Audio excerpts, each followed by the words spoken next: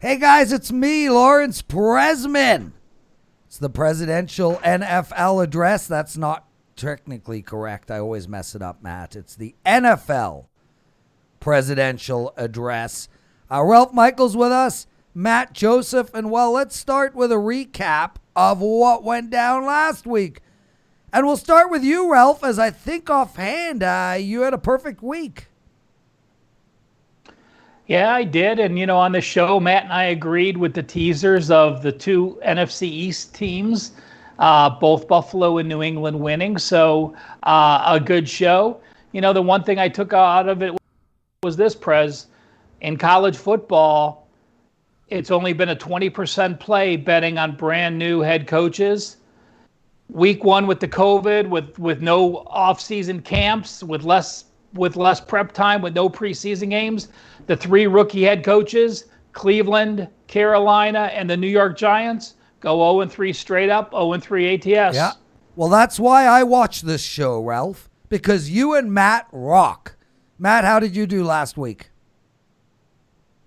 I had a couple of rough losses. The 5%er was with that late interception that he threw, my God, which was brutal. Yeah, but it wasn't his fault, I would have Matt. figured He fixed it. He drove him down the field. He threw a beautiful pass to that rookie running back. He dropped the ball going in. Yeah, well, it didn't. Well, I wouldn't have helped the under anyway because the under was dead once Chicago scored. But I mean, there was a couple of tough things. I had a bad beat on the under for the team points for the Jets. They scored that touchdown with the last minute. I committed a rookie mistake because week one you really need to dip your toes in. Week two's the better week anyway to bet this stuff because everybody overreacts to week one. Jacksonville's going 16-0, you guys. Yeah. Can I make a bet on that? Sure, I'll give you $1 million to 1 I'll odds. take it. I'll put $1 million on it, please. You'll get a penny back. He's Matt Joseph. You can find him at Sports Memo. Ralph Michaels with us. You can find him at Wager Talk. And let's welcome everybody in. Tell them what's going on today. Brian Watson, my God, dude. Move into my house. I got a spare bedroom already. Ron, nice to see you. This is the only personal address worth listening to or watching. Brilliantly said, my friend. Chance, hope you're doing well. Maguina, I haven't seen you in a while. Nice to see you, brother. Wes Moneyline, hello to you. Terry Edelman, what's going on? He's excited for week 2. OG Betts, I'm loving your comments on YouTube, dude. Keep them up. That's great stuff. Simo, nice to see you. John Conley, week 2 seems like a tough card. Let's start there. I agree. I've looked over this card. I think it looks like a tough card as well. So what are we doing today on the NFL Presidential Address, Week 2 edition? We're going to go straight to TNA with Ralph Michaels. Then we're going to take apart every single game on the board. We're going to talk a little bit of teasers. We're going to talk a survivor situation. And then we're going to end the show with the newly minted NFL Presidential Address Consensus 3-pack. So 3 bets. I'm telling you, Ralph and Matt, you do what you want. I will actually bet the Consensus 3-pack that we're giving out. Ralph Michaels, I hand the reins to you, my brother. Well, we saw a handful of big upsets week one last week. And so I went back to the database and I took a look. Going back all the way to 1994, guys. Teams often upset loss as a favorite of 5.5 or more. So that's Philadelphia, Indy, and San Francisco. Have those teams bounced back or been embarrassed back-to-back weeks? The answer is they have covered to the clip of 69%, 24-11 ATS. Beautiful. So teams that get upset as a big favorite week one have bounced back week number 2. Can you give us the names of those teams again, Ralph? It is. Philadelphia, of course, lost to Washington. Indy lost to Jacksonville. And San Fran lost to Arizona. So Eagles, Colts, and 49ers, the 3 teams that make that 69% list. And I like 2 of them. So we'll get to that a little later. Go on, Ralph. Sorry. NFL, week number 2, away favorites that won week 1. So it doesn't matter if you are a favorite or a dog or a home or away week number 1, although this is the first time since the NFL went to 4 divisions, went to their new division format. that every home team in week 1 is playing on the road week 2, and every road team in the NFL week 1 is playing home week 2. So everyone is playing a home and road game weeks 1 and 2. First time that's happened since the realignment. But NFL week 2 away favorites that won week 1. So you're off a win, positive win week number 1. Now week 2, you're the better team. You travel, you're confident. What happens? Since 2010, those away favorites, 10-23 against the spread, 30.3%. But I'll tell you what, I'm afraid to play against any of these 3 teams. I'm giving you the data. It doesn't mean I say to play against them. Those away favorites, Buffalo, Baltimore, and Kansas City. So, again, I'll take it with a grain of salt. I am not going to fade KC or Baltimore, but maybe it keeps me off of that side because of that situation. Great point. This one I really like, and this is one I look at college as well. And I once the season progresses more, I tweet this out every week in college. Week 2 teams that lost week 1 but had a yardage edge. So you outgained your foe, but you lost for one reason or another. Most likely turnovers. Probably in every one of these instances, the reason you lost, even though you had a yardage edge, was because you lost the turnover margin. But the teams that had the yardage edge and lost have gone 64% since 2013. And if you delete the double-digit favorites, they've actually gone 27-12, 69%. There are 6 of them. Atlanta had a big 120-yard edge on Seattle. Carolina, small edge. Detroit, 40-yard edge. Indy, 30-yard edge. Philadelphia, small edge. Tampa Bay, small edge. So those are some situations to look at. And again, that's why, Matt, you talk about over adjustments and alignments. Well, how many people say, oh, the Colts lost to Jacksonville, they can't win this week. It's that type of mentality when, if you watched it, Indy had a 445 to 241-yard edge. And the last one is another one that I really do like. And it's teams that are a single-digit away dog in week number 2 that lost at home and they allowed 31 points. So you're coming out of your season opener disappointed. Your fans, if you had any, are disappointed. Your defense is disappointed because it allowed 31 or more points. How about this, guys? 27-6, 82%. For away dogs off a home loss that allowed 31 or more, those teams, Atlanta, Minnesota, and Carolina. Ralph, Brian Watson puts it best. Boy, do you have a lot of information. Where can everybody get this info in print form? Well, you can't. The best way is anytime 90% of the things I mention here, I'm going to end up tweeting out. So if they just go to Cal Sports LV, follow me on Twitter, go through the timeline, they're going to see posting. And not only do I post it, I post the games, the historical games that it's applied to, and then you see the current data as well. He's Ralph Michaels. I'm Matt Joseph. What do you think of my shirt? It's okay. It's a shirt. It's covering you up, so that's good. Didn't you read the message? It's hard to read. The screen is a little small right now. Oh, okay. I wore it for Teddy. Yeah, I can't say it or we'll be banned. But anyway, guys, I went 3-1 on Sunday. I lost my 5% play. It was the under in the Indianapolis game. Indy has pissed me off completely, but I did have a winning day. I came back Monday with the New York Giants. Jones got the message. He knew I was on the play. He decided to have a brain cramp at the goal line.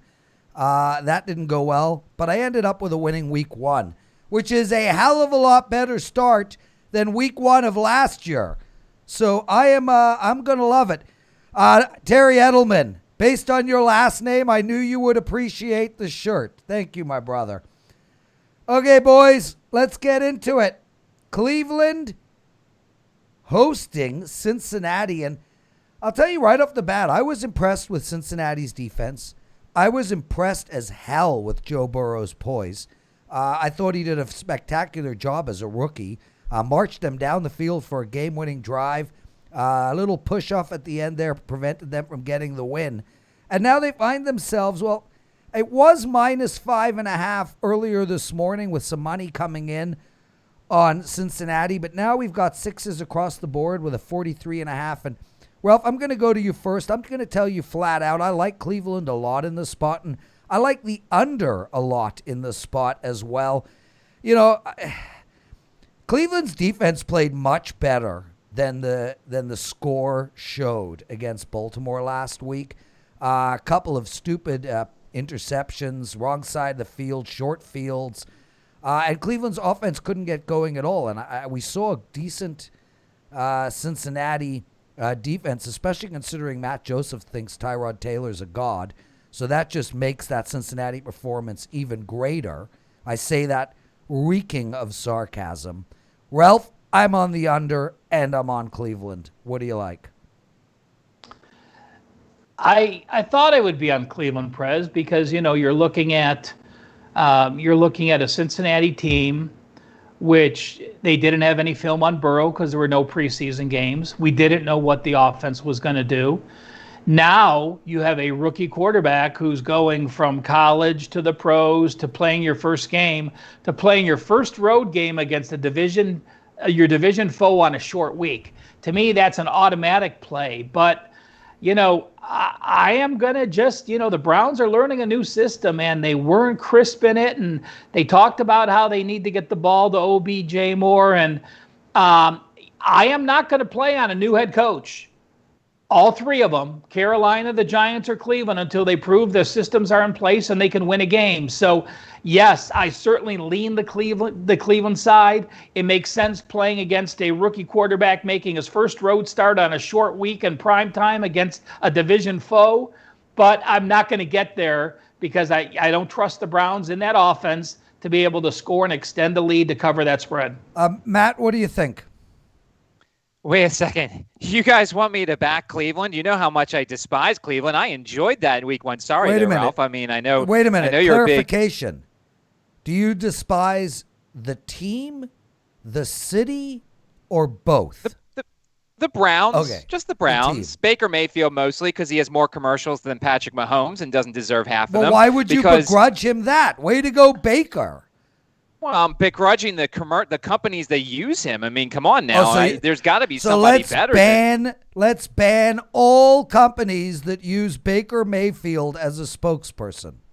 Well, that's going to be quite a bit of them. But anyway, look, I mean, I thought it was going to be a close game. We talked about last week how that line seemed a bit big and how, we thought that Cleveland would be in there and the defense was so great and they look like crap. I mean, it's just the same old Cleveland. It's a new head coach.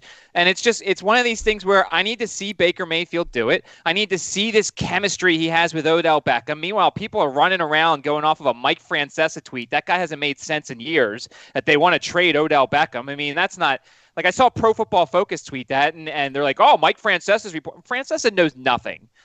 The one thing I'm looking at here is I think Kareem Hunt and Nick Chubb will be busy. Yeah. And I like to bring the prop angle here. And with Geno Atkins out and his backup Mike Daniels out, I think that if Cleveland's smart, they're going to run the ball a lot. And Nick Chubb and Kareem Hunt are going to get involved. And if you find any sort of rushing and receiving props with Kareem Hunt, I think he's going to be busy. And I think if they're smart, they're going to give Nick Chubb 15 to 20 carries, run him up the right to middle of that Cincinnati defense, and shorten the game and say, look, Baker, you need to figure things out. And until then, we're not going to make you the centerpiece. Hunt and Chubb are. And that's kind of why I would play those props in this game tomorrow night. Ralph, one last quick question for you on this game. Total, any thoughts? Yeah, I agree with Matt. I think the running game. Remember, this is Kevin Stefanski. This is the Minnesota Vikings offense with tight ends, and even though we have Landry and Beckham, they still lined up a fullback a lot, and they still lined up the tight ends to run the ball. So, anytime you have that situation, and on the flip side, Cincinnati threw because they were behind and they were at home.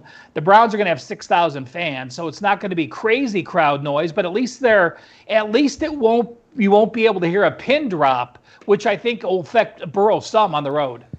Guys, Philadelphia Eagles, Los Angeles Rams. Ralph, I'll ask you just a quick question, bottom line, before we break this game down. Are we supposed to be impressed with the Rams or disappointed with Dallas? I couldn't figure it out. I think both teams looked like shit. I think both statements are a little true. I like what the Rams did, and I was disappointed with what Dallas did. As you guys know, I picked Dallas to win the NFC East. They were the number one offense last year. They were the number 2 team in point yards per game diff, over 100.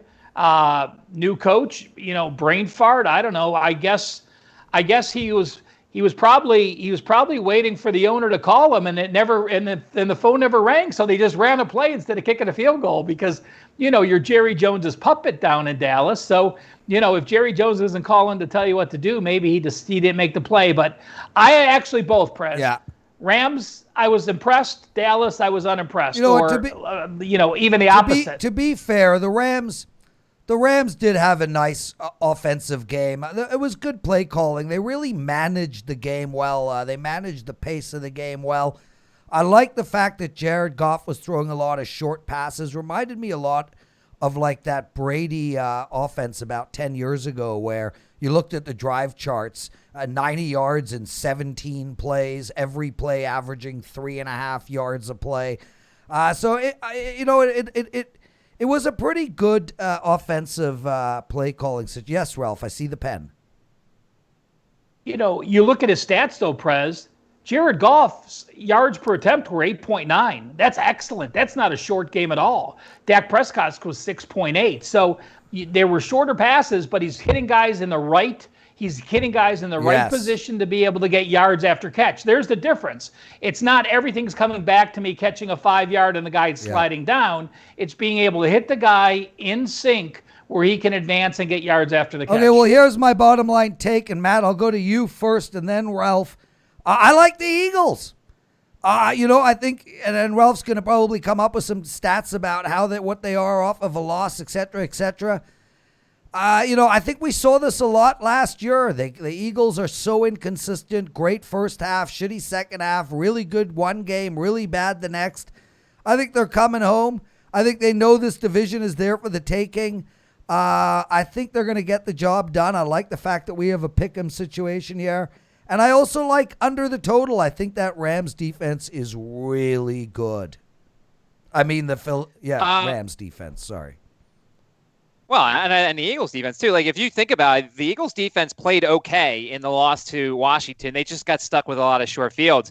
I don't think this is the fan of me saying it because I picked the Redskins last week on this show, but I love the Eagles. Caveat, if Lane Johnson and Miles Sanders play, Carson Wentz's record with Lane Johnson in the lineup is ridiculous. And Miles Sanders gives them the run game that Boston Scott doesn't and that Corey Clement doesn't. I think, look, there's quote-unquote desperation time. You look at what the Eagles have ahead of them. They have the Bengals, but then they have the Niners, Steelers, and Ravens. They could be staring at a 1-5 start.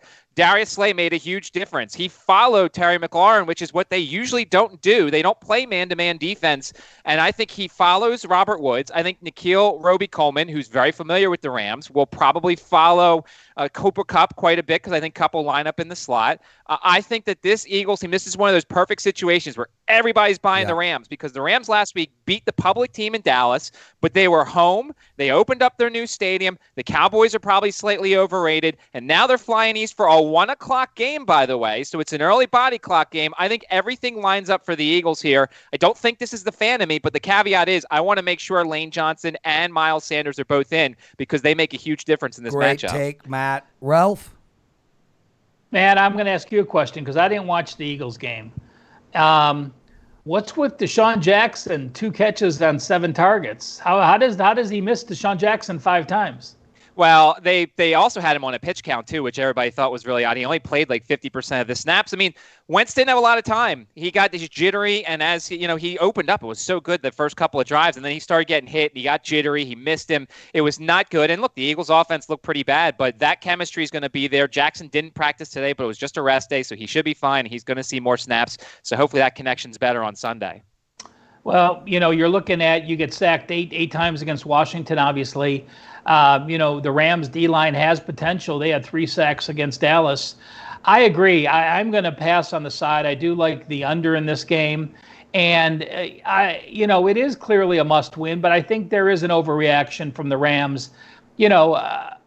Nobody watched the Philadelphia-Washington game, but anyone that's a football fan tuned in to watch at least the beginning of the Rams game where they look good. So, my question with Philly is, you have to be banging your head to have blown a 17-0 lead to a team that was one of the worst 2 or 3 in football last year and lose that game. So, if their mentality coming out of it is okay, then I agree that they are in desperation mode. Yeah, he's Ralph Michaels, Matt Joseph with us. Guys, thank you all so much for joining us.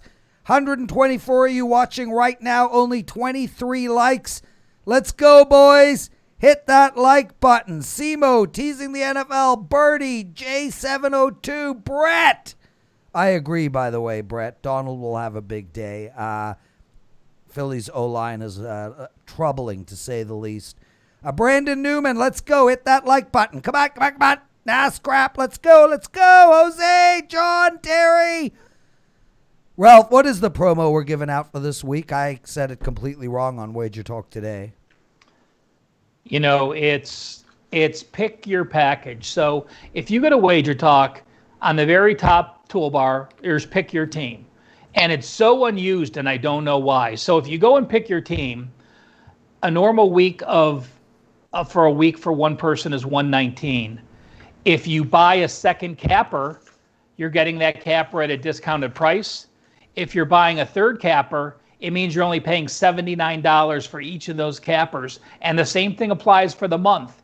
You could take anyone you want. There's pictures of everybody there. You click on the picture, it lights up. So let's say you want Prez, you want Ralph, and you want Tony. You click those 3 for the month. It ends up only $199 for each of those 3 services for 30-day all access. So for $6+ a day, you can pick the cappers you want for either a 7-day or a 30-day package. That's unbelievable. You came up with that idea? Yes. Okay, we'll leave it at that. Tampa Bay, Hey, Carolina. Prez. Well, I'm going to be real quick. Sorry, Matt? Prez, I just wanted to answer. Jason Pratt in the chat had asked about McVay's record against the NFC East. I could tell you he's never beaten the Eagles. The Eagles have won 6 straight in this series. The last couple, Peterson was the coach, so he hasn't beaten Doug Peterson yet. And let's hope he doesn't again, because I think Philly might make my card. Look, this is what we call overreaction week, and I don't know how to react about the Carolina Panthers. I am baffled. -9. There are a few teams that are in must-win mode already, based on the division they're in. Tampa Bay cannot go down 0-2. They're going to win this game, but I cannot lay -9. I can't take the over. I can't take the under. Ralph, I'm really short on this one. Pass. Yeah, Carolina impressed me. New quarterback and new coach. It's the only of the other teams because, Cleveland, Stefanski had Mayfield in there. The Giants had Jones, who was in last year. So you got to Carolina and Matt Rule, a first-year NFL head coach, let alone coming from the college game with Teddy Bridgewater. And, what do they do? I think there were 7 lead changes in that game. It was the most in the NFL in the last couple years. It went back and forth. Oakland got it done late. I give Gruden and Oakland credit for bouncing back because that's not the Oakland Raiders of the past. But in this game, I like Carolina. I think, anytime you have Christian McCaffrey, let's remember Teddy Bridgewater as a starter now is something crazy, like 24-3 ATS, even with last week's loss. Bridgewater shows he can run a couple times. I think he ran 4 times for 25 or 26 yards. That extends the chains. And he gets more comfortable with his receivers.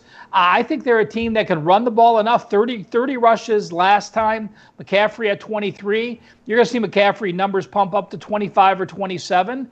And I think he can keep that game and keep that game under the number. He's Ralph Michaels, mid-major. Matt, you have anything on this one?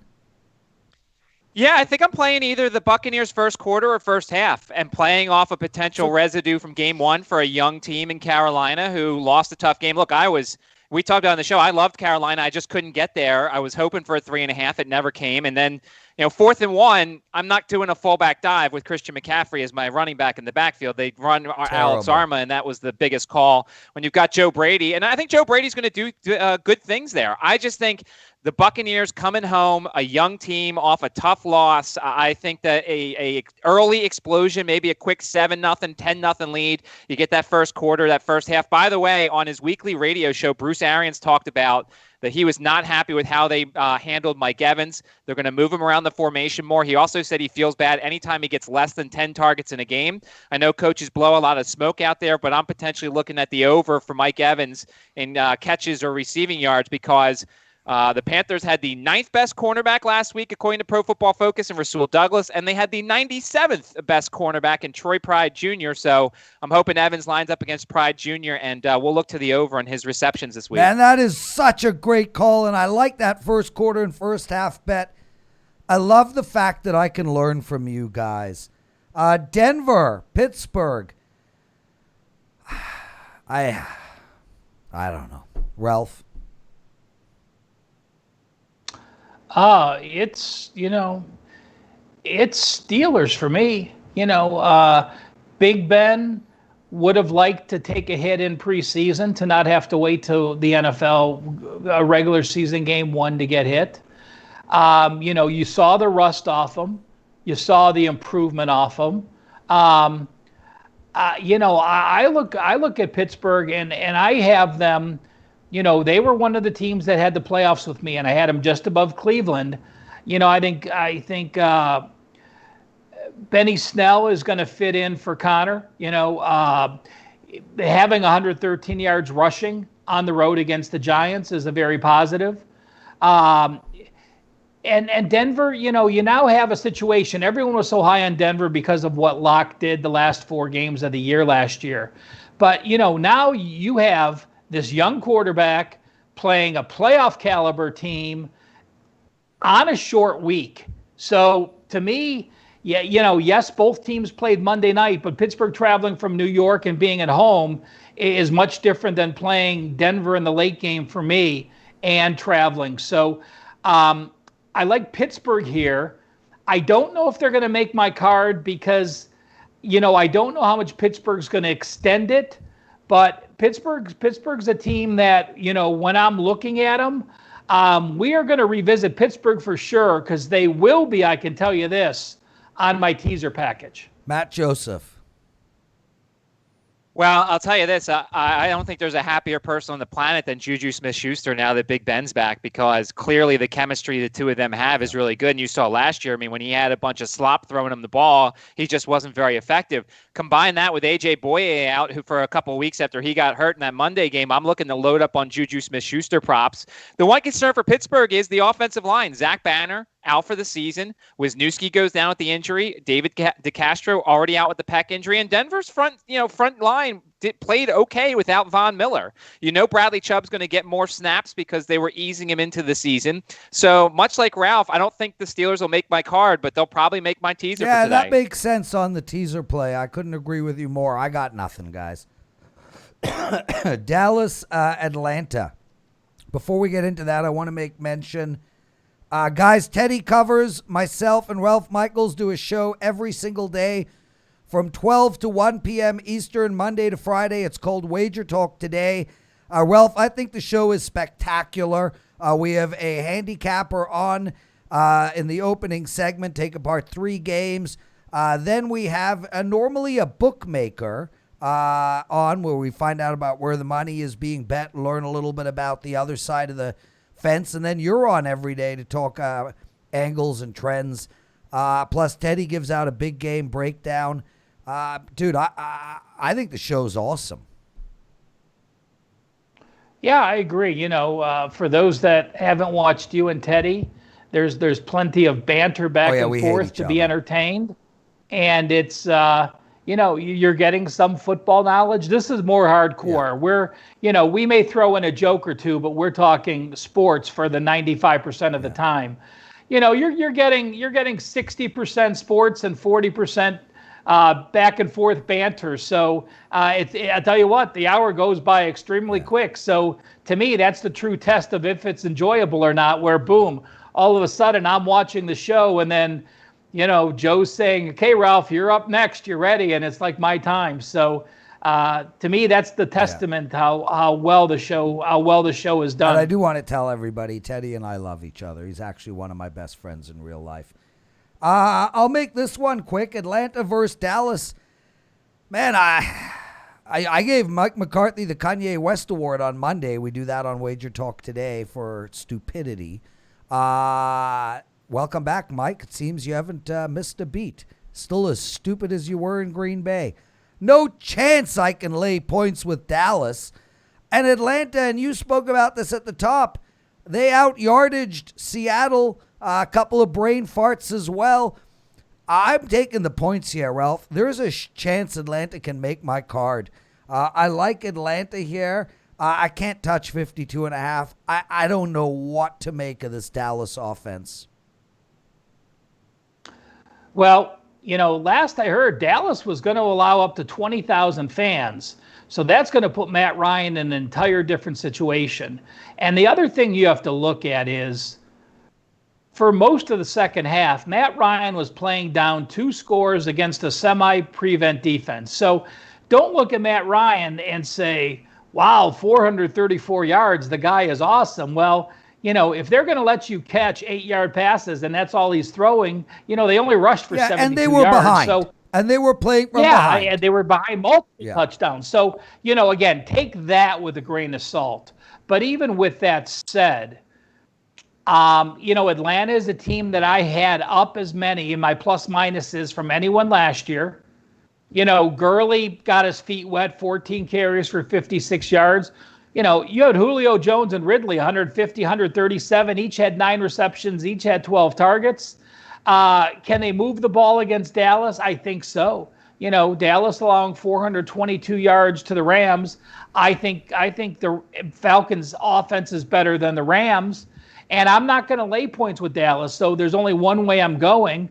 And that's a lean with Atlanta. They're in my mix of maybe 12 plays, but they're near the bottom. So I don't, unless I read something crazy, they're not going to get up there. But again, in the mix at this point. Mid-major Matthew. Yeah, I don't know if I'm going to get there in anything in this game. The one trend, and I'm not going to be Ralph here, but I did find one trend. The Falcons are 3-14 in their last 17 games where the total is greater than or equal to 49.5 points. So when they're shootouts, they're just not covering because most of the time their defense isn't good enough. Their offense can be, and I'll probably look at some Calvin Ridley props in this game because the Cowboys secondary is ripe for the picking when it comes to throwing the ball deep on him quite a bit and just going nuts on him.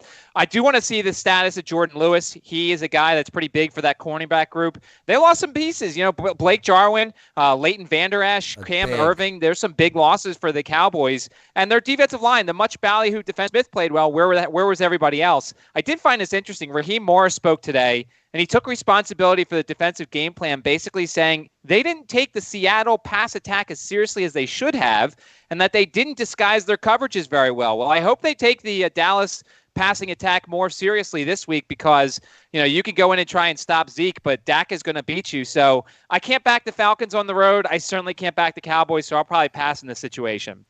Thanks, brother. Big Truck writes, this show is awesome.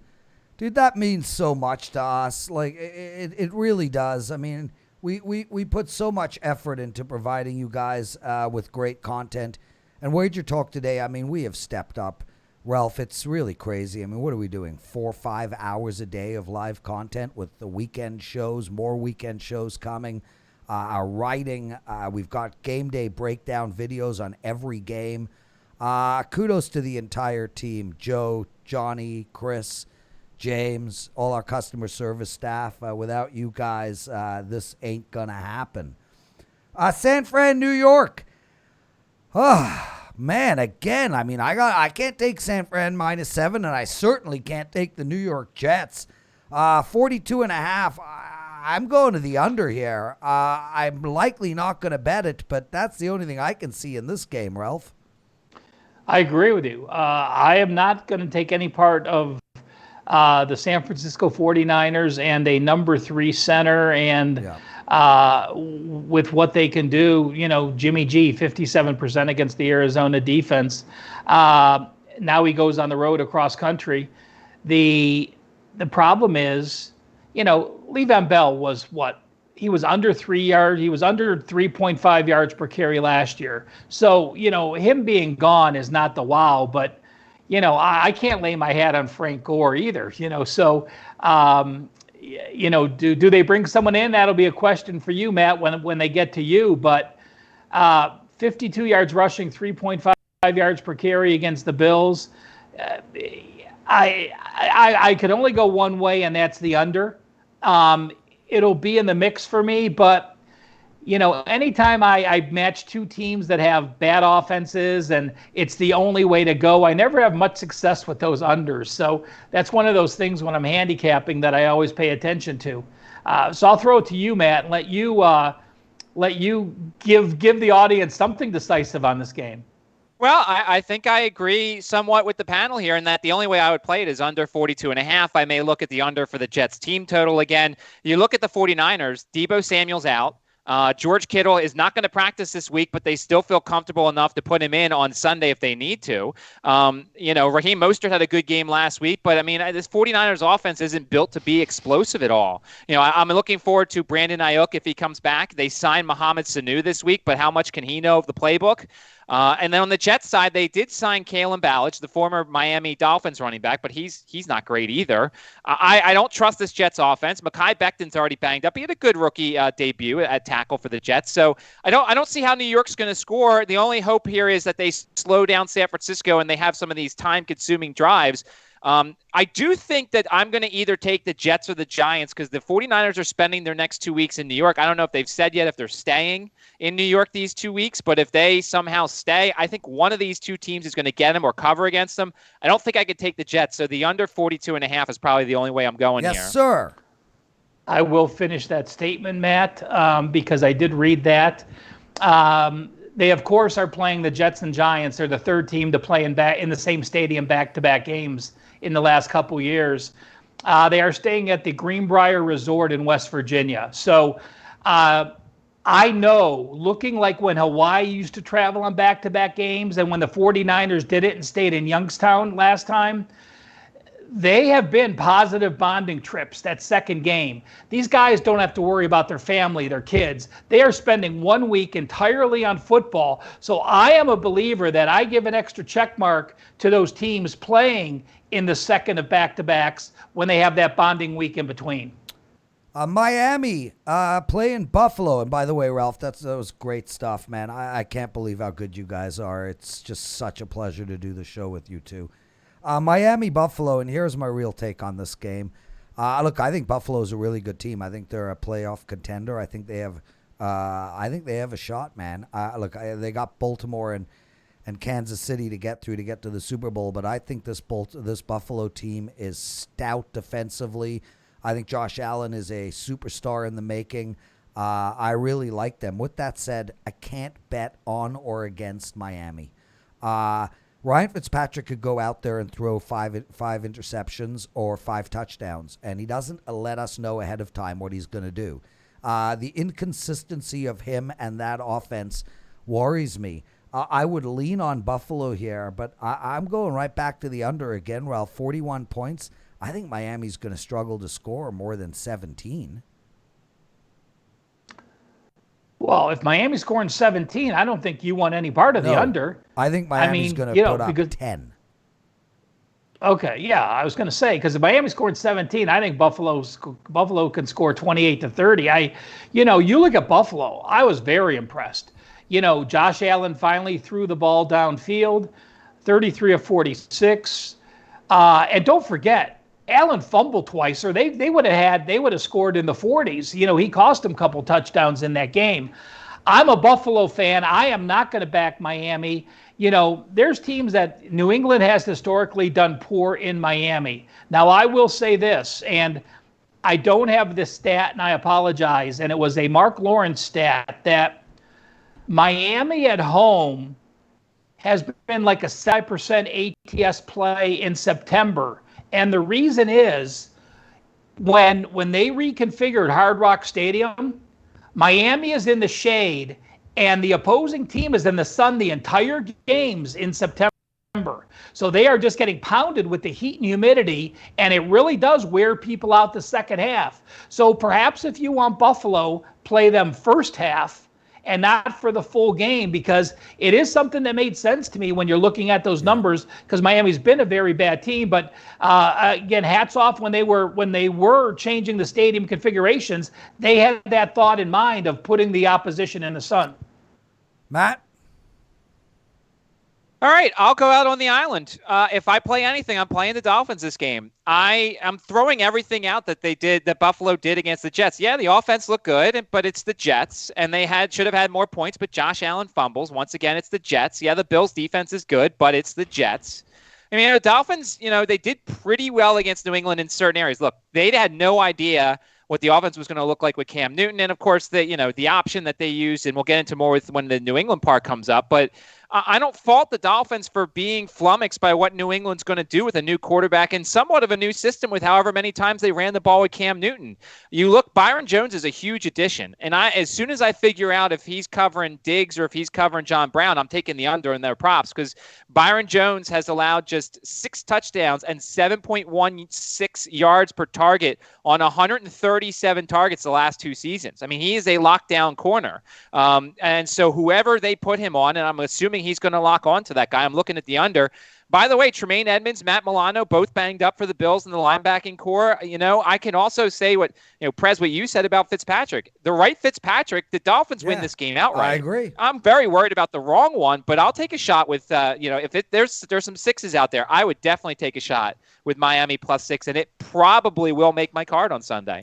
Matt, just really quickly, between me and you, nobody else, totally private, you should speak to Johnny and Joe. You, Andrew McGinnis, and Andy Lang should do a weekly all prop betting show. I think you could even pull one off daily. Andrew's got props coming out of his butt. Andy Lang lives, eats, and sleeps this stuff. And it seems like it's right in your wheelhouse. I think a prop show would be an excellent idea. Funny you should mention that. We actually do have a prop show on Fridays. Andy and I did one last week, and we're hoping to do it every week now. Yeah, you guys should ask Andrew McGinnis to join as well. I will do that. I have no control over that, but we can do that, have certainly. Total control over that. Just ask him to join. Minnesota Vikings, Indianapolis Colts. Boo, Indy! Bloody well cost me one of my survivor pools. With that said, yay, Indy! Because my big survivor pool, I took New England, and 40% of the survivor pool took Indy. I'm going to make this real quick. Pass again! I don't know what the hell. I mean, Minnesota just looked so terrible. Indy was completely out of sync. Phillip Rivers showed us that nothing has changed in the last 3 years. The guy is just a worse version of Brett Favre, if you will. A gunslinger who doesn't have good aim. I'd go under here at 48.5, but I can't. This bet, Ralph, start talking. Yeah, well, the person that said that it was a hard card, I normally find much more value, and I'm not this wishy-washy week 2. So, but, it happens a lot of times. I'm playing teams off back-to-back homes or back-to-back aways, and the way they change the schedule. To me, I have Minnesota slightly higher than Indianapolis going into the season. So one game, Minnesota losing at home, is that worse than losing to Jacksonville? Probably. Yardage edge, you look at the yardage edge, and that's where the difference is. I mean, the Colts were plus 204 yards. The Vikings were minus 140. But, Zimmer off a loss has just been gold against non-division foes. I think 19-3 ATS. And I am gonna grab the points with him. I think they can run the game. They can control it. They did average 6.1 yards per carry. They were just forced to throw late in the game. And, they just ran up against an Aaron Rodgers who, when he's on, is a top 4 or 5 quarterback in the league, and Aaron Rodgers just ate him up. So Phillip Rivers is not Aaron Rodgers. Green Bay ran for 158 yards and 4.9 yards per carry. And the Colts now with their injuries aren't going to do that. So I am leaning. I mean, it's a positive lean, perhaps in the mix, Minnesota.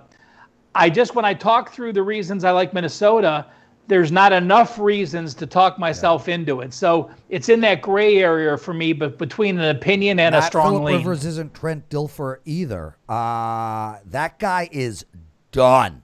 What do you like in this game? Well, you guys know we talked about in the preseason. I love Phillip Rivers props, assuming he was going to be more of a game manager. If you told me that he was going to have 46 pass attempts in his first game, I mean, that's ridiculous. That's not how they were the winning. Colts should be. And they were winning. Right. It made no sense. And they were succeeding on the run, too. I mean, Marlon Mack, before he got hurt, was having some success. Jonathan Taylor, Nyheim Hines, so I don't know where. I mean, that came out of nowhere. So to me, if you could tell me Back to the Future style, give me Gray's Almanac and find out what the run distribution is going to be for this game, I could back the Colts if they do a run-based offense. But I do not want Phillip Rivers throwing the ball more than 30 times. To me, there's two places I'm going here. I'm going to the Jonathan Taylor props, and I'm going to the Adam Thielen props. Guess who the cornerback is in Indy? It's burnt toast himself, Xavier Rhodes. And if there's a team that knows anything about Xavier Rhodes, it's his former team, Minnesota. I think Adam Thielen is going to be busy. I think they're going to throw at Xavier Rhodes a gazillion times, and I don't like anything involving Xavier Rhodes right now. So to me, I wish I knew what the game plan was going to be. More rushes, I'd be on the Colts. But after last week, I don't know. So give me the Thielen props and the Jonathan Taylor props, and I'll be pretty happy. Well, which way on the Jonathan Taylor props? Over or unders? Well, so it's important for me to get the rushing plus receiving over. I need both because they clearly want to throw the ball to him. He had a bunch of catches last week. I think he had 6 catches for over 60 yards. I have a feeling he's going to run the ball more as well. So I need both. I need the protection of it. And I'm like that guy in the NBA games. I want the points, rebounds, and assist props. I don't want just points or rebounds or assists. I want all of them. And so if your book offers a rushing and receiving prop for Jonathan Taylor, I'm taking the over for both of them combined because I know he'll be busy either way. Awesome. Guys, it's like we're sitting here. We're 47 minutes in. We've only done half the board. This show is so good. I don't want to put a time limit on it. I don't know what to do, but I'm going to try and keep moving it on a little faster. But, I mean, you guys are just killing it. So, to me, it's like I want the info. Green Bay hosting Detroit. Oh, Jesus, did Aaron Rodgers look good. And this guy might have a massive chip on his shoulder. Matt Stafford, a couple of brain farts, but he looked okay too. Ralph, I'm going with the over, and it's likely going to make my card. I did bet it at the beginning of the week. I got a 46.5. It's now at 49, which is really worrisome to me. But I think this game is going to be an absolute shootout. I'm going to steal something Dave Koken said yesterday. So Dave and I were doing videos with Minty. You guys can catch those on Wager Talk TV. And we were breaking down rookie quarterbacks. And Dave says, do you know who the most valuable player drafted in the draft last year? And it was Jordan Love because it put a chip on Aaron Rodgers' shoulder like any other. So, I agree with that. Aaron Rodgers looks like, 3 years younger than he was last year. And he's got a bump in his step. And, when you can rush for 158 yards on the road at Minnesota, obviously it's that. I mean, look at him and Adams. He targeted Devontae Adams 17 times, 14 catches for 156 yards. Prez, I agree. I like the over, and I will tell you, perhaps I'll be bringing them up in a teaser segment as well at the end of the show. Yeah, in about 7 hours. Matt Joseph, what do you like? Well, Bertie just brought up in the chat, Clete Blakeman's the referee, the same guy who called those 2 awful hands-to-the-face penalties on Trey Flowers last year in Monday Night Football. Here's the other stat I found from ESPN Stats and Info. Matt Patricia's teams have led in the fourth quarter in 20 of the 33 games he's been with the Lions. In 11 of those, they've lost a lead. 10 of them became losses because they had that tie. The next closest over that span is 7 with Pittsburgh. So to me, if the Lions get up early, the Packers become a very easy live bet early on in this thing. Yeah. Look, if you like the Packers and you don't like the number, you hope the Lions go up early. You get a cheaper number on the Packers, and then hopefully they win outright. The Lions secondary banged up. You got Justin Coleman, who went on injured reserve. Desmond Trufant, who had a hamstring injury that they hope he will play. Okudah, the third pick overall, he's also got a hamstring injury. I don't know if there's going to be value in the Adams props, but it may not matter. Taking the over on the receptions, taking the over on the yards. The one concern is the Pack offensive line, which was already banged up, lost guard Lane Taylor for the season. So if the Lions get any sort of pass rush, then Rodgers could be in a little bit of trouble. But I'm looking at Devontae Adams in this game and targeting him, even if there's potentially no value, because there's nobody left in this Detroit Lions secondary that's 100% healthy. Great stuff. Mid-major Matt, guys, you can find him at sportsmemo.com. He is as knowledgeable as they get. Ralph, with no disrespect, he's like half your age. Did you know this shit 30 years ago? No, not at all. I really didn't get into it. I was just doing Cal Sports basketball only, when I was in my mid-20s. And then I went to work for North Coast and Phil Steele, and then that's where the football changed. But even then, we had different guys in charge of everything, and I was just the overall guy in charge. So I never knew personnel like Matt does, nor do I pretend to know it now. I mean, I look for injuries, I study them, but I by no means know them off the top of my head like Matt does. Matt, you are a freaking encyclopedia. New York Giants, plus 5.5, playing the Chicago Bears. 42 is the total. I got to tell you guys, I hate watching games where a team like the New York Giants put together 3 really good drives. I mean, really good drive. Brilliant play calling, play action, passing, great, running. And then every other drive was a total nightmare. I don't know what to do. I think the Giants are better than what most people think. I think the Giants are the right side here. I think Chicago had a miracle ending. Mitch Trubisky has shown me about 5 minutes of real football in his entire career. I'm going to take the points, Ralph. New York Giants plus 5.5. I also like the under. I think there's going to be a shit ton of running in this game. Giants and under for me, Ralph. Prez, I thought you were going to give me a Barkley prop, and I was going to bet over 6 yards. So that's what I was saving my money for this week. Dude, it was like minus 10 midway through the third. So, I think I'm going under. There's only one way I'm going. Chicago had 200 yards the first half. They only had 160 yards the second half when they scored those 21 points because of the turnovers. And like Matt mentioned, let's go back to that Detroit game. Trubisky did not score but 6 points the first half when they had their healthy DBs in. When it was the mash unit in the second half, that's the only time he was able to progress. So, will the Giants be able to get more of a pass rush on him? I think so. I think playing on the road versus I think playing at home instead of the dome with the perfect situations in Detroit without the wind, I think they have to run it. I think the running game for the Giants, yes, they put up more yards, and yes, David Montgomery had 64 yards on 13 carries compared to Barkley. But, if you say who do you want Barkley or Montgomery, I have to take Barkley. So I am certainly going to take under. And this is one game that I think I'm going to lean under first half more, because I think both teams come in with the mentality of wanting to run the ball. And if you have that, that's when you want to bet the first half unders. Teams that get behind won't make those adjustments until halftime, and that protects you in that situation if you have those 2 run-heavy teams. Matt, before I get to you, Ralph, do you have to run at any time? This show's just... No, we're good. I already did a bet on it segment earlier, so normally I would do it now, but we are okay. Want to plug bet on it? No, well, yeah, obviously it's our flagship show. While it's the flagship show at Wager Talk, it's the second best NFL information show out there. So, we're happy, I'm happy to be on both, but, let's tell it as it is. We cover every game. They don't. They get higher viewers because they have Kelly and we have Prez, but, we're stuck with the cards we're dealt, right, Matt? Yeah, exactly. I'm handsome as shit, Ralph. Like, I'm a 51-year-old specimen, dude. God. It's okay. If you don't know I'm joking, I'm like medium. I'm, as you said, Ralph, in the gray area. Matt, take this game apart for us.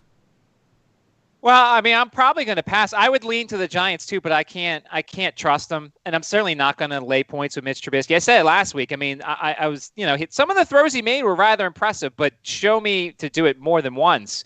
The Bears last week failed to convert their first 7 third downs. They finished 2 of 11, and as we said, they probably should have lost the game if Stafford doesn't throw that interception. They probably should have lost the game because DeAndre Swift should have caught the ball, and that would have been a touchdown that changes the whole perception of this game.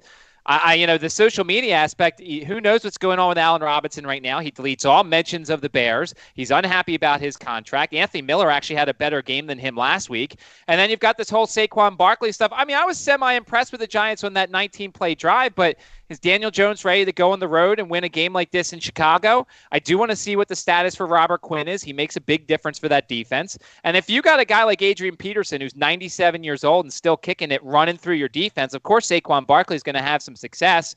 I don't think the books are going to fall for it, and I don't think the prop number is going to be in a place where I want to play the over on Saquon Barkley. But if it is, I may consider that because Adrian Peterson's success and Barkley's 10 times better than Adrian Peterson is right now. So I'm going to pass on this one. I might look more at that first half under, like Ralph said, because it is kind of intriguing. But for me right now, there's nothing in this game I'm playing. Guys, thanks so much, everybody, for joining us. Love it all. Martin, Greg Ross, really appreciate you being here.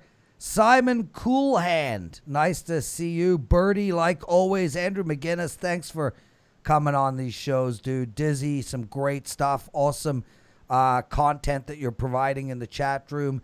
Zach B, nice to see you as well. David Cozy, everybody, I mean. But if any of you haven't hit that like button, I take back my welcomes.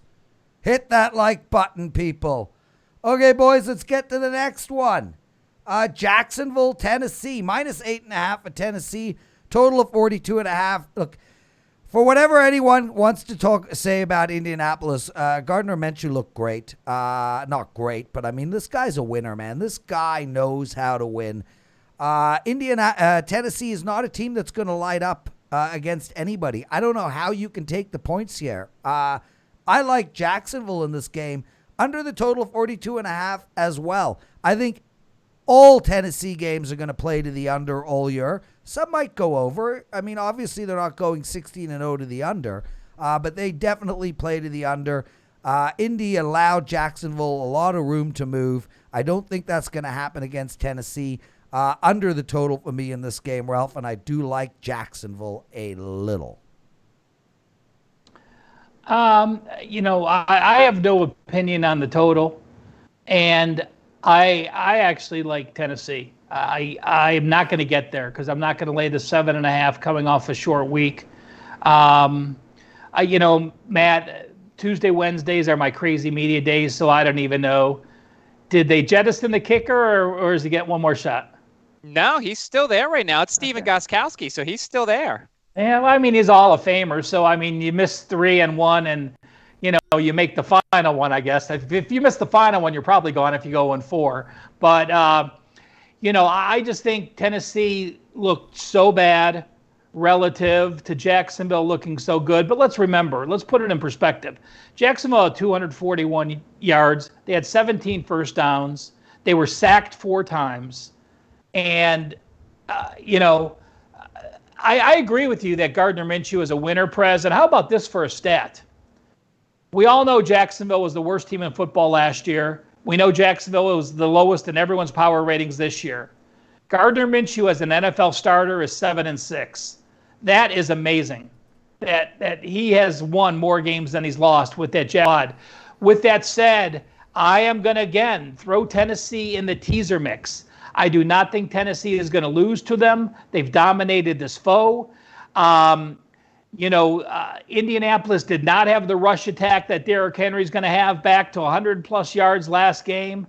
And I just think Corey Davis is going to be able to stretch the field more than he did against Denver's defense, because Denver had that pass rush. I don't think Jacksonville's going to have it. Matt? So Gardner Minshew is going to have more than one incompletion. I'll place a bet on that. He's not going 19 for 20 again. By the way, ironic note here, there will be exactly 2 fans at this game. Tennessee's running a contest, and they're giving a winner a pair of tickets. So there will be 2 fans at this game. That's awesome. Try and listen for them when you're watching this game. That's awesome.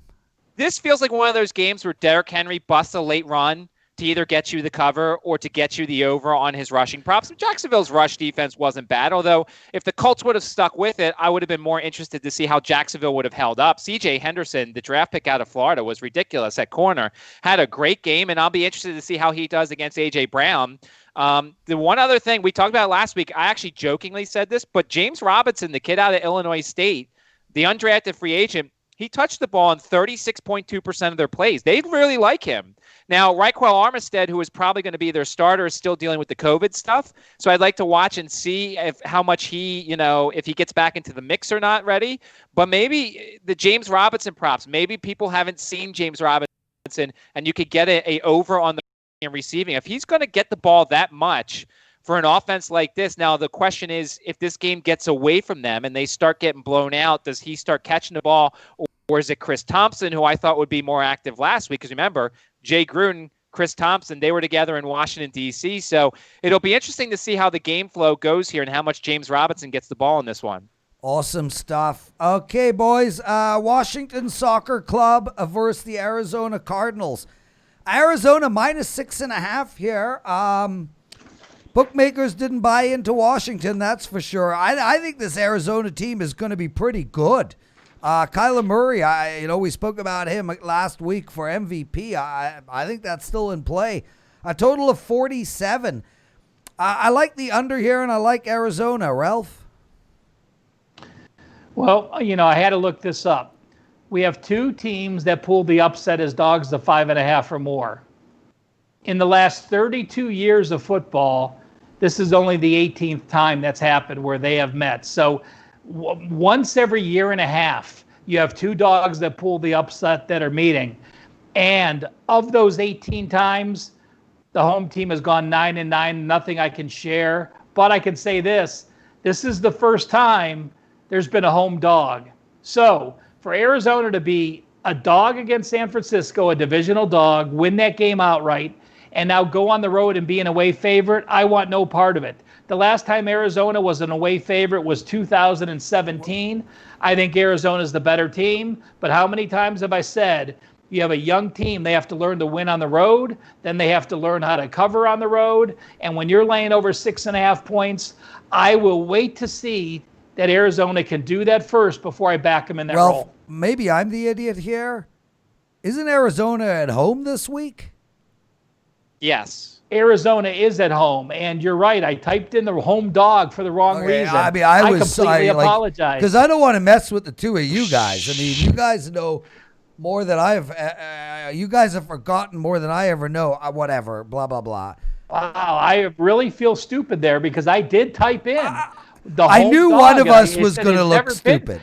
Never been a home dog. And, sometimes I get into trouble because I keep putting things in the database and changing around and seeing if I can get a good record. It's all good. So, brain dead for me. I still am not going to lay a touchdown with Arizona in that role until they prove they can start winning and covering by double digits. And we don't know what this Washington team is really made of. Matt, what do you think? I'll tell you this. Washington stinks. Like, their offense is bad. Their defense got fat and sassy against a JV offensive line. And I understand, look, The Redskins probably have the best defensive line talent-wise, but will it translate every week? Arizona's going to get the ball out quicker than Carson Wentz does, and they're going to do this newfangled concept of rolling the quarterback out of the pocket and making things difficult for the opponent here. So to me, look, I think the overreaction is going to happen here with Washington. They're not a good football team. Dwayne Haskins is not a good quarterback. They don't have a run game. Terry McLaurin is their only weapon. Logan Thomas is probably going to get some catches here, and he might be worth a look. Arizona's been terrible against tight ends the past couple of years. They've actually ranked, I believe, dead last the last couple of years in fantasy numbers. So you may want to load up if there's ever any Logan Thomas props, maybe on the over on receptions, because they're so bad against the tight ends. But to me, the Redskins stink, and I will definitely tease Arizona down because much like Ralph, I'm a little afraid of the big number here. But to me, Washington's going to get exposed here. Arizona's going to win this game rather easily. I'll feel more comfortable with it in a teaser than taking the spread here, but Washington is no great shakes, and last week does not change that for me. Okay, boys, Baltimore, Houston, 51.5, -7 for Baltimore. I'll tell you flat out I like Houston here. I don't know if I have the balls to get to the window. I like the under. I like Houston. I like Houston more than I like the under. I think that score against Cleveland was a slightly, I don't know what the word is. It wasn't, it was just Cleveland, for Christ's sake. And as far as Houston against Kansas City, it was Kansas City. I think Houston is a good team. I think this game is going to be much closer than people think. I would not be radically shocked if Houston won this game outright. Ralph? I would be shocked. Baltimore just has too many weapons. The yardage wasn't big against Cleveland, but it can't be. I mean, if Cleveland's going to turn the ball over and you're going to score, your offense doesn't have the ball. That's why your yardage looks low, and that's why Cleveland had more yardage against them. I think it's too much for Houston to be, taking on the best two teams the first 2 weeks. I think that's too draining. I don't think they have the power to be able to withstand that. But I am not going to lay 7 with Baltimore. So for me, it's a pass. And, I wouldn't agree. I would semi-agree with you, Prez, that if Houston won, it wouldn't surprise me that much, because the reason I say that is because Baltimore's laying 7. And so you tease Baltimore down to -1 on a teaser, but I don't feel comfortable with that Baltimore teaser either. So when you don't feel comfortable laying the teaser at -1, that means you can agree that the opponent can pull the upset. But to me, on paper, Baltimore is just that much better, and I think they're the better team, and I'm going to just pass this game. Andres, is this a 2-hour show? He asks. No. It's going to largely be a 1-hour show, but there are no bye weeks right now. And God, I mean, Ralph and Matt together are so incredible. I don't want to interrupt the show, to be honest with you. 217 people watching. As we get longer and longer, we're just picking up more viewers. So we're just going to take this to where it goes. Guys, hit that like button, please. Matt, take apart the Baltimore game. I really do want to take Houston. I mean, you brought me in a little bit on the Texans with all your talk about them as we did the shows, and we talked about the injuries and how ironic. The injury that I'm a little concerned about is Duke Johnson. I was looking it up. Pro Football Focus, he's run 157 routes out of the backfield of at least 10 yards since 2017. That's third most for all the running backs. And he's a guy that spells David Johnson. And, oh, by the way, David Johnson's number 2 in that list. So I think the loss of Duke Johnson, because, look, David Johnson looked really good last week, but I also think he was fresh and they were able to monitor his reps a little bit. So to me, that's a little bit of a concern. I know it's early because it's week 2, but could Baltimore have one eye on next week, Monday night at home against the Chiefs, in what many of us think will be the AFC title game? I don't think so. But to me, it's Texans or pass here. I think Houston, with their full complement of talent, before everybody gets hurt like it always seemingly does, I like Deshaun Watson in a big game like this. I think J.J. Watt can do something. I think, that wide receiving core can improve a little bit. They've had some extra time because it was that last Thursday game, so they've had some extra reps and things like that. They're a little fresher. So I'm not going to play it, but I would look at the Texans potentially at 7 or more. Kansas City, LA Chargers, I can't touch this game. I can't take a road favorite that big, especially against a defense that actually does show up. Pass, Ralph. Prez, part of the reason we talked, the person commented, this is such a hard week. Well, 10 of the games have a line of 5.5 or more. So, you're talking those big spreads and, there's so many times I'd rather handicap teams between those threes and you're picking the winner of the game. So that comes down to part of it. I am not stepping in front of the Chargers. I am not stepping in front of Mahomes. So to me, it's either I'm going to find a spot to back them or I'm not going to bet against them. Down the road, if they're off a big win or a come from behind win and they're traveling, that may be a different situation. But you know what? They're excited.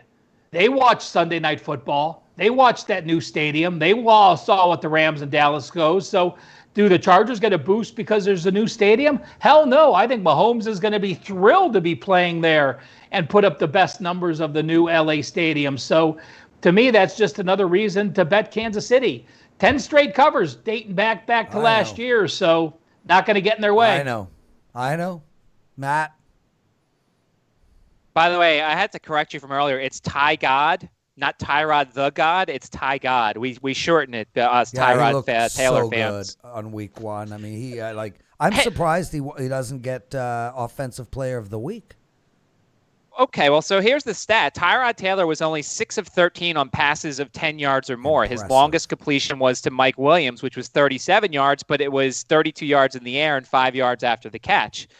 Look, I want to take the Chargers here. You guys know I'm one of the biggest Chargers fans, at least out of Los Angeles here. I want to take them, but the problem I was concerned about, and I looked at it from last year, is the 2 games the 2 teams played, the Chargers won the time of possession. That's how they're going to beat the Chiefs, is if they don't give them the ball. But last year, in one of the games, they held the ball for at least 5, 6, 7 minutes more, and it didn't matter. Now, one of the games was in Mexico City. That's because the Chiefs were scoring one play 70 yards. Yeah, Matt. Well, yeah.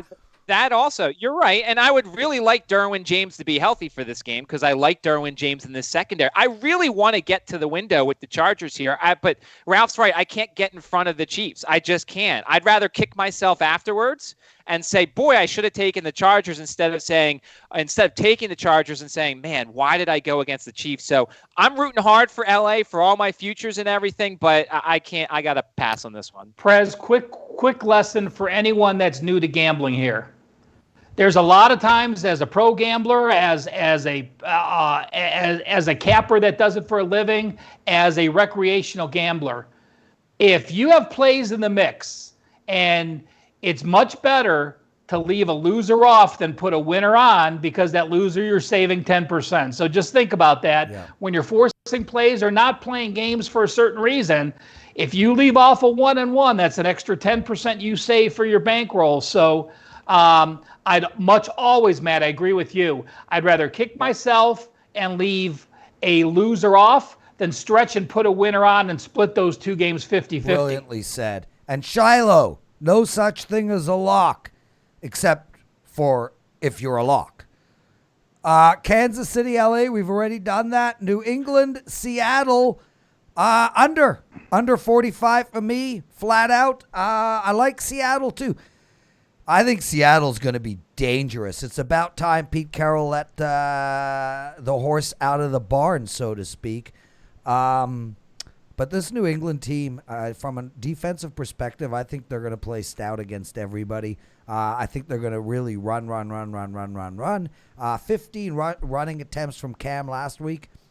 I think that could be done again this week. I like the under a lot, and I like Seattle a little. Ralph? I am going to be old school. I'm going to take Belichick as a dog, and I tweeted this out earlier, guys. 2015, 2016, 2017, 2018, 2019, 5 seasons. Do you know how many times New England Patriots were a regular season dog? 1. The 2016 season when Brady got hurt, Jimmy G started. Game 1, they went to Arizona. They were a 9-point dog. They won it straight up. If I could have Belichick as the head coach, if I could have the Patriots defense, and you're going to give me over a field goal, I have to go New England. Matthew?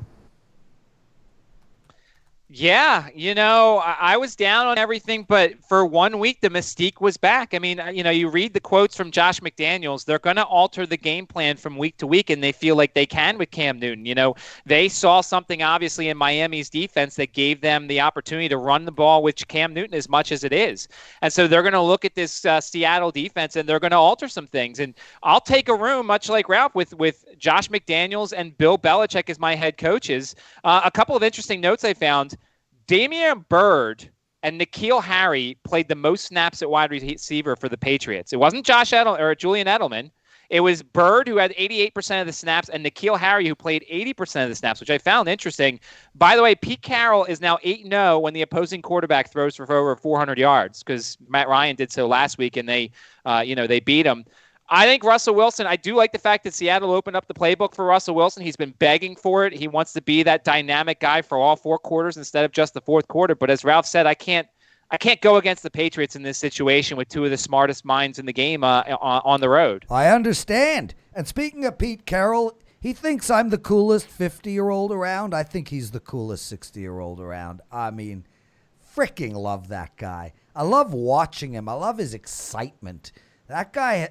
I'd like to have a dinner. Any coach in the whole league, I want a dinner with Pete Carroll. Okay, Monday night game, New Orleans, Las Vegas Raiders, minus 649.5. I'm going straight over the total on this game, and I do like the Raiders, Ralph. I like the Raiders too. Having watched the Raiders the last few years, from them having come back not once, not twice, but 3 times from losing the lead to Carolina, it showed gumption. I think the running game is there. I think, it's finally taken to now to get Carr and Gruden on the same page. New Orleans is off that huge game. Matt, you hit it right on the head. Them being disrespected last week. They came out on fire and they played. I mean, and even if you're an NFL team, you think everyone's going to be that excited for week 1, but it was something special for them playing Tampa Bay and Leonard Fournette and Tom Brady and this new up-and-comers. So I think you hit it on the head. I think that falls back a little bit this time. Remember, they got handed the pick 6 from Brady. I like Las Vegas. It's, this makes me sad not being able to go to this game. So, I'm excited to see the new stadium when they allow fans in, and I will be at the first event they allow in, because I love Matt, new stadiums. Real quick, what are your thoughts? Make this the consensus. I like the Raiders. Injury is huge. I just think, he is a game-breaking type of guy that I think that Las Vegas would struggle to cover. I think this plays Jared Cook over props in. I think Jared Cook becomes a whole lot more busy for the Saints. I have a big question mark about the Raiders defense, but I think that being at home with the Saints being a little bit let down after getting the massive win in week 1, I think the Raiders around 6 points. I'll take that. I think... I don't love the Raiders, and I'll certainly fade them next week after this, and I believe it's the Patriots next week. I'll definitely be fading them then. But to me, new stadium, Monday night spotlight. I don't know the last time the Raiders were home for a Monday night game. It might have been, I don't even know. But whatever, big spotlight. I'll go with the home team in this one. Awesome stuff, guys. We're going to race through the rest of the show. 5 minutes. I want to delve real quickly into a topic in the chat room. One of the guys said, Prez, why never make a parlay? Well, let me just tell you at 100 miles an hour, and I talk about this all the time. Ralph, Matt, I don't even want you to jump in here. Let me just get it out, and then we'll move on. The bottom line is, every single bet you make, every investment you make, anytime you hand somebody money, you're doing it as a value proposition. I want a chocolate bar. It's $35. No, that doesn't sound like a good idea. I'm not taking the chocolate bar. It's $1. Great idea. Give me a chocolate bar.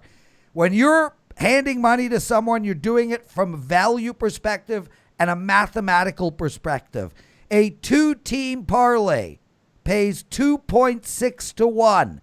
The true odds is 4 to 1. You are literally giving a shit ton of money to your bookmaker for absolutely no reason. The closest to true odds out there is a 3-team parlay. A 3-team parlay pays 6 to 1. The true odds is 8-1. Why would you make a bet where you are getting paid 6-1 and you only have 1/8 of a chance of winning it? Why would you make a bet where you get paid 2.6-1 when you only have a 25% chance of winning it? It is a straight mathematical situation, and it drives me bonkers that you people make these stupid parlay bets. On top of it all, if you really want to do them, make if bets. If, an IF bet. If A wins, roll all my money to B and let B win. It's the same as a parlay. You still need to win both bets. But if you bet $100 on A, it's now 190, but call it 200. You roll that on B, it wins, you're at 400. 4-1. True odds. If you do it as a parlay, both teams win, you make $260. Would you rather have $400 or $260? Come on! Stop with the parlays. Okay, I'm back. Ralph, teaser. Tennessee Buffalo. I couldn't agree more. Matt? Cardinals, Packers. Cardinals, Packers, Tennessee, Buffalo.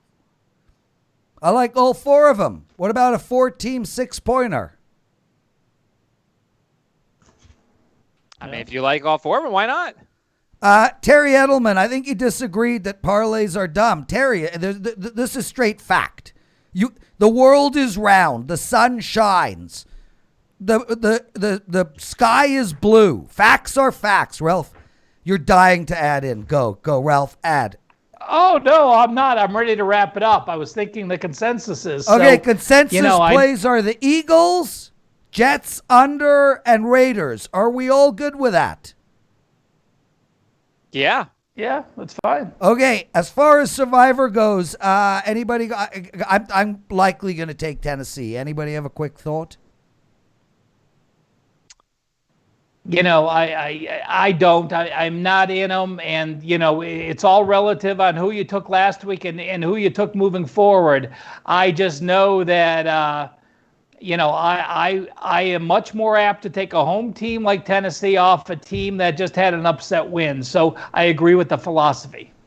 Namaste. I'm going Packers. That's my Survivor team. Ooh. That's not a bad choice. I want to keep them in my pocket, though. Boys, I can't thank you enough. We went 22 minutes over our scheduled time. I owe you both 22 minutes of your life back, especially 2 minutes of my idiotic rant. Ralph, you are incredible. Matt, you're just as good. It's a privilege to do this show for all of you guys. Hit that like button. Thank you guys so much for joining us. We'll see you 4 p.m. Eastern every Wednesday to do this again.